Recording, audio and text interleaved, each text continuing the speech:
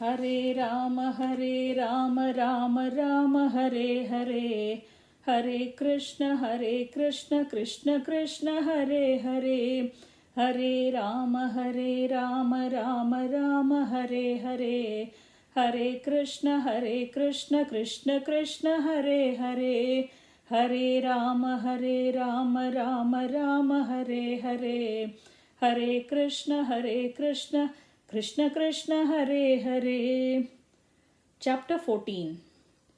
Shri Shuka Uvacha Nishamya Kausharavinopvarnitam Hareh Katam Karana Sukaratmanah Punassa Prapacha Tamudyatanjalir Nachati Trupto Viduro Drutavratah. Shukadeva Goswami said, after hearing from the great sage Maitreya about the Lord's incarnation as Varaha, Vidura, who had taken a vow, begged him with folded hands to please narrate further transcendental activities of the Lord, since he, Vidura, did not yet feel satisfied. Vidura Uvacha Tenaiva tu munisreshta Harina Yajnamurtina Adidaityo Hiranyaksho Hata Ityanushruma. Sri Vidura said, O chief amongst the great sages, I have heard by disciplic succession that Hiranyaksha, the original demon, was slain by the same form of sacrifices the personality of Godhead, Lord, bore. तस्य चोद्धरतः क्षौणीं स्वदंष्ट्राग्रेण लीलया दैत्यराज्यस्य च ब्रह्मन् कस्माद्देतोरभून्मृधः. What was the reason, O Brahmana, for the fight between the demon king and the Lord Boar while the Lord was lifting the earth as his pastime? Shraddadhanaya bhaktaya ब्रूहितज्जन्म विस्तरं ऋषेण तृप्यति मनः param kautuhalam hime. My mind has become very inquisitive, and therefore I am not satisfied with hearing the narration of the Lord's appearance. Please therefore speak more and more to a devotee who is faithful. Maitreya Uvacha Sadhu Veeratvaya Prushtam Avatarakatam Harehe Yatvam Pruchasi Martyanam Mrutyupasha Vishatanim.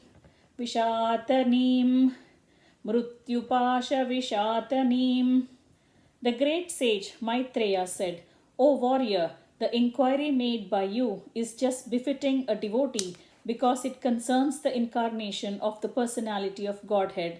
He is the source of liberation from the chain of birth and death for all those who are otherwise destined to die. Yayottanapadah putro munina gitayarbhakah mrutyoh krutvaiva murdnyangrim aruroha haref padam. By hearing these topics from the sage Narada, the son of King Uttanapada, Dhruva, was enlightened regarding the personality of Godhead, and he ascended to the abode of the Lord, placing his feet over the head of death. Atatrapitiha soyam Shruto me varnitah pura Brahmana deva devena Devanamanuprujjatam. This history of the fight between the Lord as a boar and the demon Hiranyaksha was heard by me in a year long ago, as it was described by the foremost of the demigods, Brahma, when he was questioned by the other demigods. Ditirdakshayani kshattar maricham kashyapam patim utpatyakama sandhyayam hrichayardhita.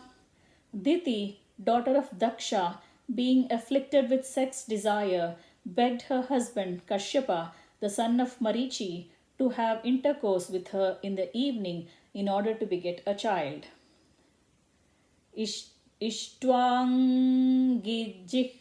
Jihvam payasa Ikshwangijihvam payasa purusham yajusham patim nimlochatyarka asinam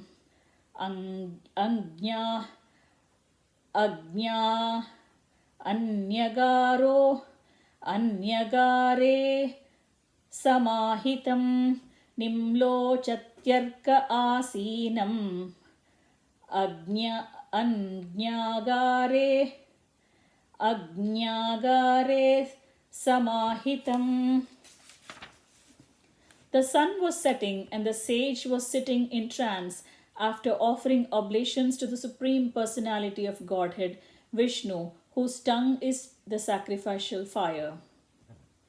Ditiruvacha yesha mam tvatkrute vidvan kama attasharasanaha dunoti deenam vikramya rambhamiva matangajaha. In that place, the beautiful Diti expressed her desire.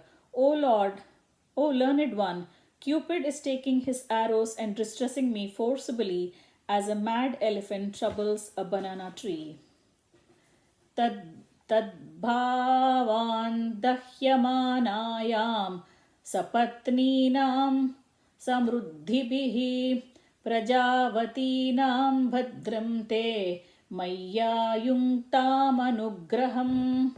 Therefore, you should be kind towards me by showing me complete mercy. I desire to have sons, and I am much distressed by seeing the opulence of my co-wives.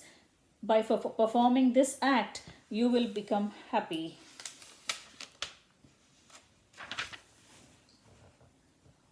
Bhartaryaptorumananam lokanam vishate yashah patirbhavadvidho yasam prajayananujayate.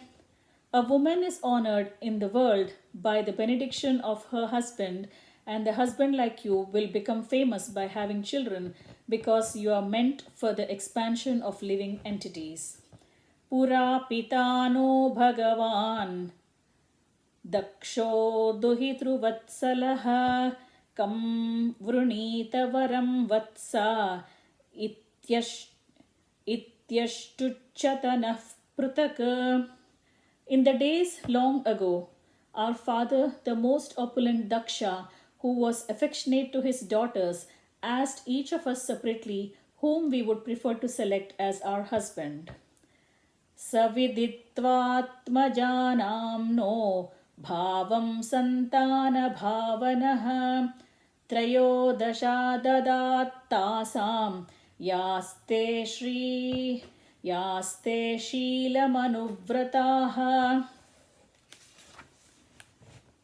O well-wishing father, our well-wishing father, Daksha, after knowing our intentions, handed over 13 of his daughters unto you, and since then we have been faithful. Atame kuru kalyanam kamam kamalalochana artopasarpanam bhuman namogham himahiyasi.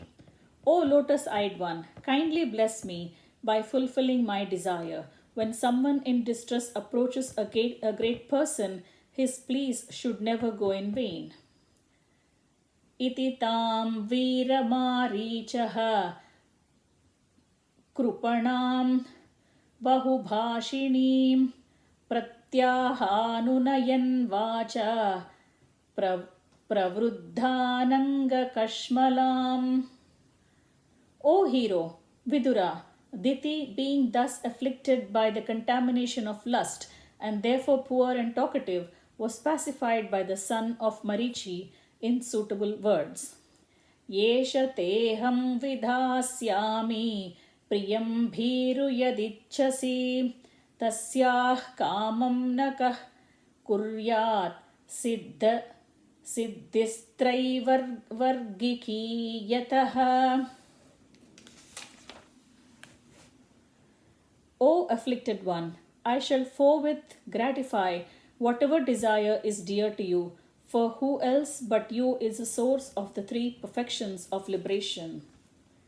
सर्वाश्रमानुपादाय स्वाश्रमेण कलत्रवान् व्यसनार्नवमत्येति जलयानैर्यतार्णवम्.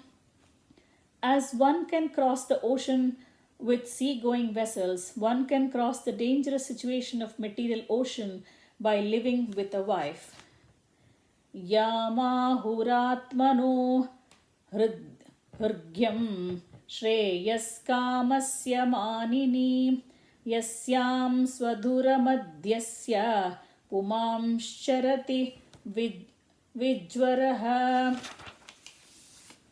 O respectful one, a wife is so helpful that she is called the better half of a man's body because of her sharing in all auspicious activities.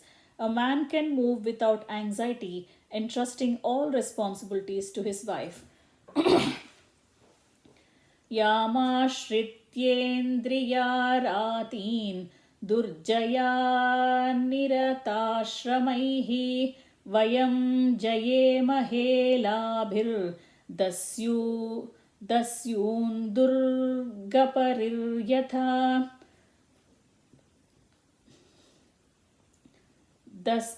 Vayam jayeta he labhis Vayam jayemahe labhir dasyundurgapatiryatha. As a fort commander very easily conquers invading plunderers by taking shelter of a wife, one can conquer the senses which are unconquerable in the other social orders. Navayam prabhasvatam Navayam prabhasvatam tvam anukartum gruheshwari apyayusha va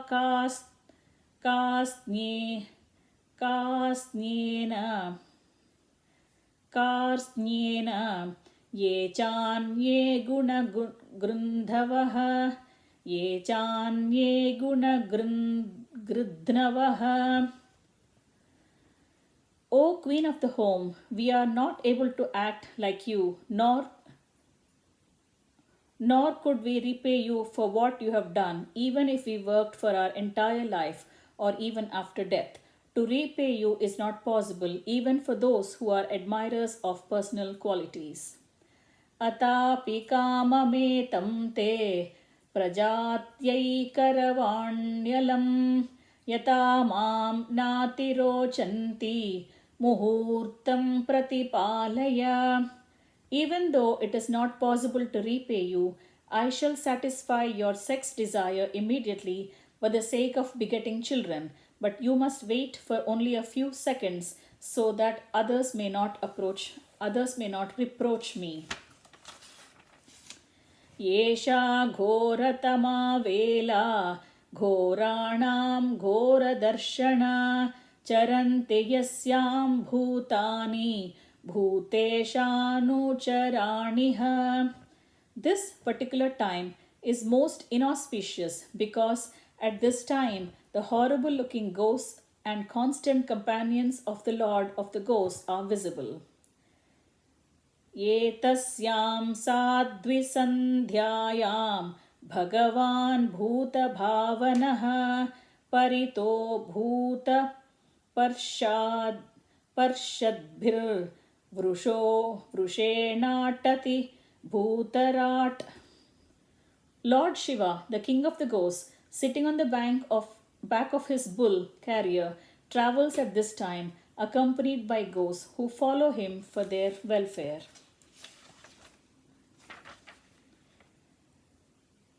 श्मशानचक्रानिलधूलिधूम्र विकीर्णविद्योत्तजटाकलापः भस्मावरुक्मदेहोर्देवस्त्रिभिः पश्यति देवरस्ते. Lord Shiva's body is reddish and he is unstained, but he is covered with ashes. His body is dusty from the whirlwind dust of burning crematorium. He is the younger brother of my husband, and he sees with his 3 eyes. He is the younger brother of your husband, and he sees with his 3 eyes. न यस्य लोके स्वजनः परो वा नात्यादृतो नेत कश्चिद्विगर्ह्यः. वयं व्रतैर्यच्चरणापविद्धाम् आशास्महेजां बत भुक्तभोगाम्. Lord Shiva regards no one as his relative, yet there is no one who is not connected with him. He does not regard anyone as very favorable or abominable. We respectfully worship the remnants of his foodstuff, and we vow to accept what is rejected by him. Yasyanavadhyacharitam manishino गृणन्त्यविद्यापटलं बिभित्सवः निरस्तसाम्यातिशयोऽपि यत्स्वयं पिशाचचर्यामचरद्गतिः सताम्. Although no one in the marital world is equal to or greater than Lord Shiva, and although his unimpeachable character is followed by great souls to dismantle the mass of nations, he nevertheless remains as if a devil to give salvation to all devotees of the Lord. Hasanti yasya charitam hi durbhagaha swatman ratasya vidrushah samihitam यैर्वस्त्रमाल्याभरणानुलेपनैः श्वेभोजनं स्वात्मतयोपलालितम्. Unfortunate, foolish persons, not knowing that he is engaged in his own self, laugh at him. Such foolish persons engage in maintaining the body, which is eatable by dogs, with dresses, ornaments, garlands, and ointments. Brahmadayo yatkruta setupala yatkaranam vishvamidam chamaya आज्ञाकरी यस्य पिशाचचर्या अहो विभूम्नश्चरितं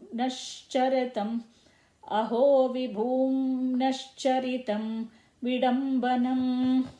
Demigods like Brahma also follow the religious rites observed by him. He is the controller of the material energy which causes the creation of the material world. He is great, and therefore his devilish characteristics are simply imitation. Maitreya uvacha saivam samvidite bhartra manmatonmatitendriya jagrahavaso brahmarsher vrushaliva gatatrapa. Maitreya said, Diti was thus informed by her husband, but she was pressed by Cupid for sexual satisfaction. She caught hold of the clothing of the great Brahmana sage, just like a shameless public prostitute. Saviditvata bharyayastam nirbandham tam बन्धं विकर्मणि नत्वादिष्टाय रहसि तयातोपविवेश हि. Understanding his wife's purpose, he was obliged to perform the forbidden act, and thus, after offering his oblations unto the worshipful fate, he lay with her in a secluded place. अतोपस्पृश्य सलिलं प्राणानायम्यवाग्यतः ध्यायन् जजापविरजं ब्रह्मज्योतिः सनातनम्. Thereafter, the Brahmana took his bath in the water and controlled his speech by practicing trance, meditating on the eternal effulgence and chanting the holy Gayatri hymns within his mouth. Ditistu vridita tena karmavadhyena bharata upasangamya viprarshim adhomukyabhyabhashata. O son of the Bharata family, Diti, after this, went nearer to her husband, her face lowered because of her faulty action. She spoke as follows. Ditiruvacha name garbhamimam brahman bhutanam prishtabhorvadhit rudrah pratirhi bhutanam yasya karavamam hasam. The beautiful Diti said, My dear Brahmana, kindly see that my embryo is not killed by Lord Shiva, the Lord of all living entities, because of the great offense I have committed against him. Namo Rudraya Mahate Devayograya Midushe Shivayanyastadandaya Drutadandaya Manyave. Let me offer my obeisances unto the angry Lord Shiva, who is simultaneously the very ferocious great demigod and the fulfiller of all material desires. He is all auspicious and forgiving, but his anger can immediately move him to chastise. Sanaf prasidatam bhamo bhagavanurvanugraha vyadhasyapyanukampyanam strinam devasati patihi. Let him be pleased with us, since he is my brother-in-law, the husband of my sister Sati. He is also worshipable Lord of all the women.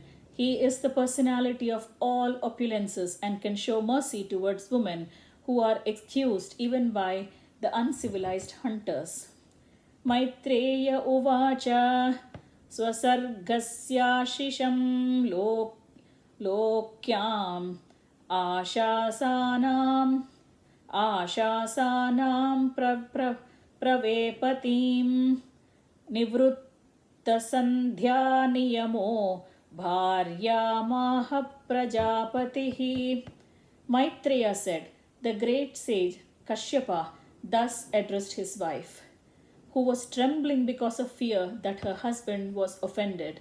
She understood that he has been dissuaded from his daily duties of offering evening prayers, yet she desired the welfare of her children in the world.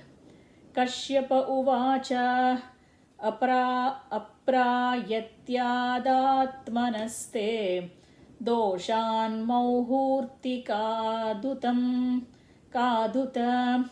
doshan mauhurti kaduta mannideshati charena devanam chatihelanat.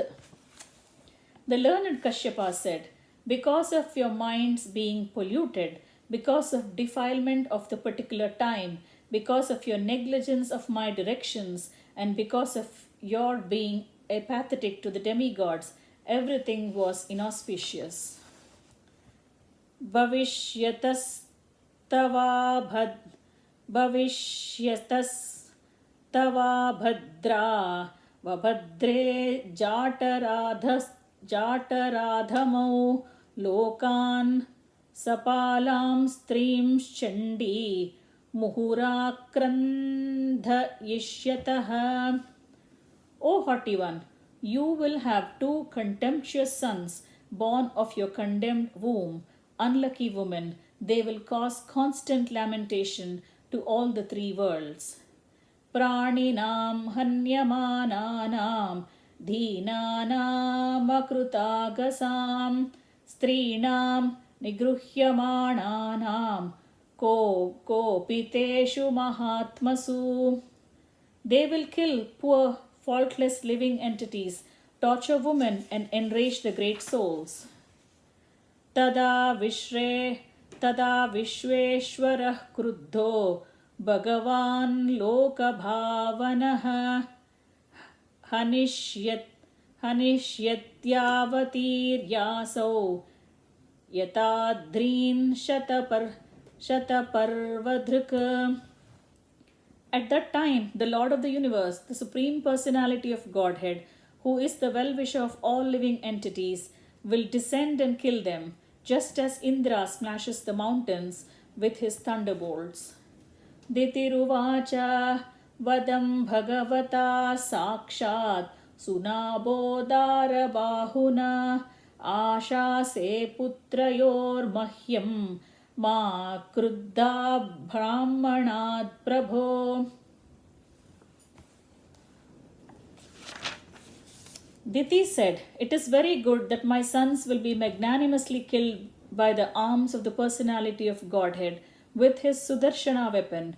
O my dear husband, may they never be killed by the wrath of a Brahmana devotees. Na brahma danda dagdhasya na bhuta bhayadasya cha narakashchanugruhnanti yam yonimasaugatah." A person who is condemned by a Brahmana or is always fearful to other living entities is not favored either by those who are already in hell or by those in the species in which he is born. Kashyapa uvacha Krutashokanutapena sadyah pratyavamarshanaat bhagavat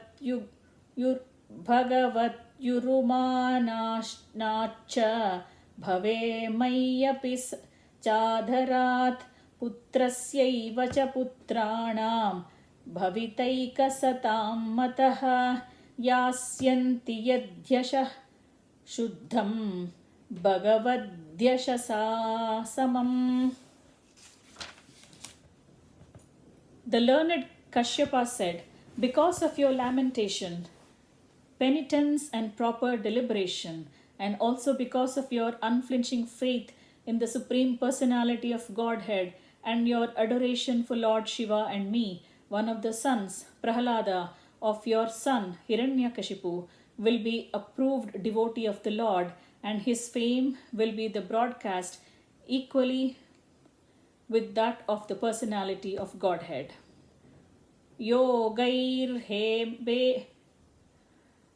Yogairhemeva durvarnam bhavaishyanti sadhavaha nirvairadibhiratmanam yachilamanuvartitum. In order to follow in his footsteps, saintly persons will try to emulate his character by practicing freedom from animosity, just as the purifying processes rectify gold of the inferior quality. Yat prasadadidam vishvam prasidati yadatmakam saswadrugad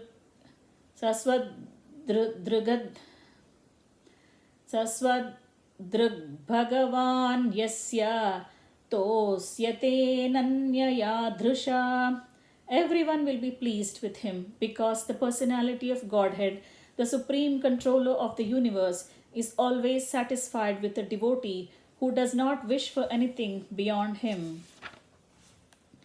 Savai Mahabhagavato Mahatma Mahanubhavo Mahatam Mahishtaha Pravruddha Bhaktya Yanubhavitaashaye Niveshya Vaikuntamimam Vihasyasti. That topmost devotee of the Lord will have expanded intelligence and expanded influence and will be the greatest of the great souls. Due to the mature devotional service, he will certainly be situated in the transcendental ecstasy and will enter the spiritual sky after quitting this material world. Alampatah Sheeladharo Gunakaro Hruштः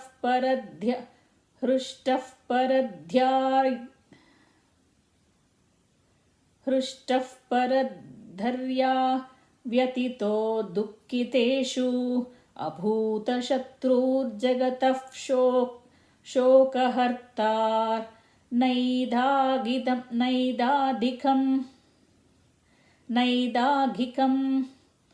tapamivodurajah. He will be virtuously qualified, reservoir of all good qualities. He will be joy and happy in others' happiness, distressed in others' distress, and will have no enemies. He will be the destroyer of the lamentation of all the universes, like the pleasant moon after the summer sun. Antarbahischamalamabjanetram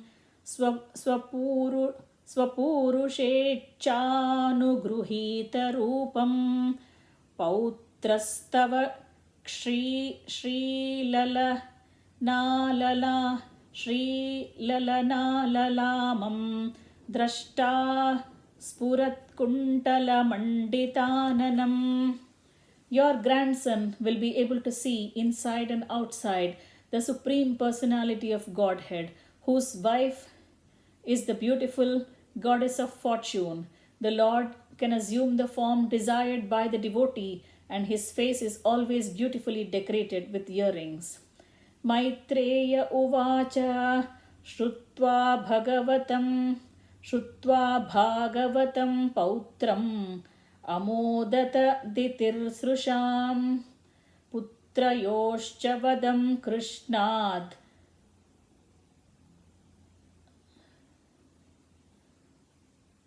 Viditvasin Mahamanaha.